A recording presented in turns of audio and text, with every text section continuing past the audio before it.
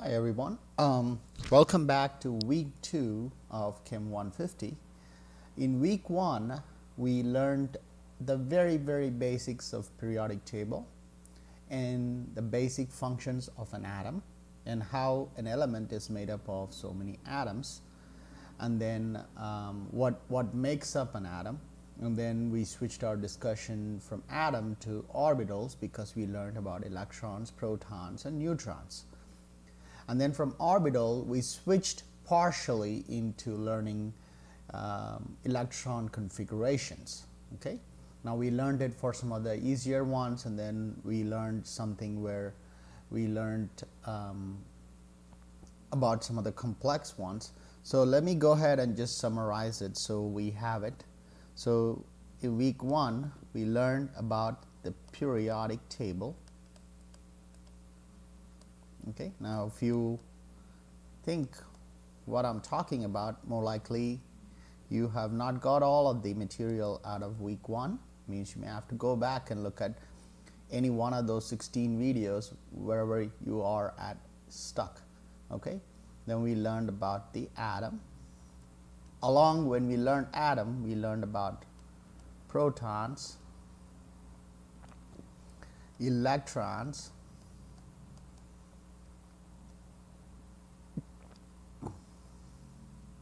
and neutrons.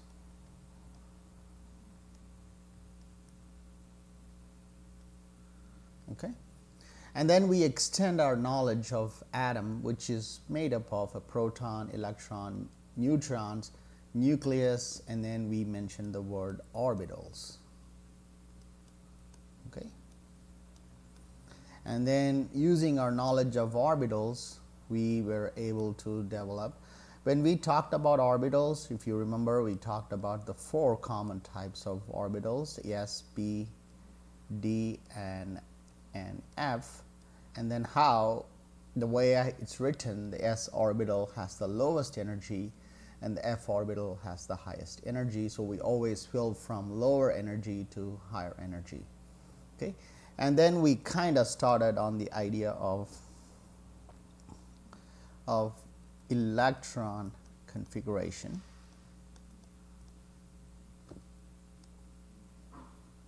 Okay, where we looked at 2 different kinds. One, I think up to the 2nd row or 3rd row even, there were no problems. And then starting 4th row, we had to make some adjustments, and I taught you how to do both along with some pop-up quizzes each time I present at a new concept. All right, so that's week 1. Okay, we're not going to deviate too much off of week 1, but this time I do want to get into a few more things that builds on the knowledge we already have from week 1. So in week 2, okay, we are going to learn about A. These are some of the terms. Okay, we may not necessarily come to these terms in the same order. We're going to talk about the idea of valence electrons. Okay. Now, if you remember, when I was talking about the electron configurations, I added up the electrons before filling in that last orbital, and then I asked you all how much do I need to get to the target, and say it could have been 3, it could have been 5, it could have been 7, but at that point I mentioned how science is so beautiful, and we're going to tie those whatever that's needed back to a certain value on the periodic table. That I did briefly mention it in our very first video or 2nd video of week 1. Okay, so we're going to come back to the idea of valence electrons and how that is important as far as something we will learn in the future lessons is naming compounds and making ions. Okay, and then next one is B. We're going to learn about ions. Okay, okay, what are ions and how they are made of. Okay, C. Okay, the various periodic trends. Oops, let me get this erased. The various periodic trends. Now, what I will do is if you learn it separately, it is a little difficult to understand or make sense of all this.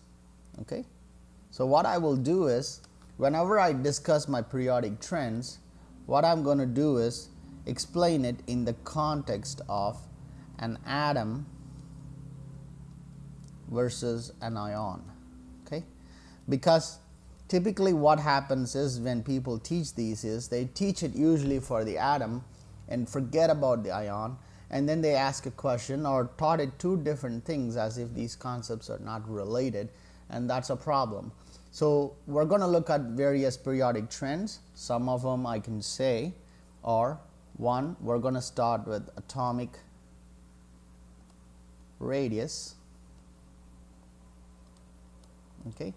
Second one we're going to look at it is ionization energy, which is a very, very important concept. Ionization energy. Okay. Electron affinity.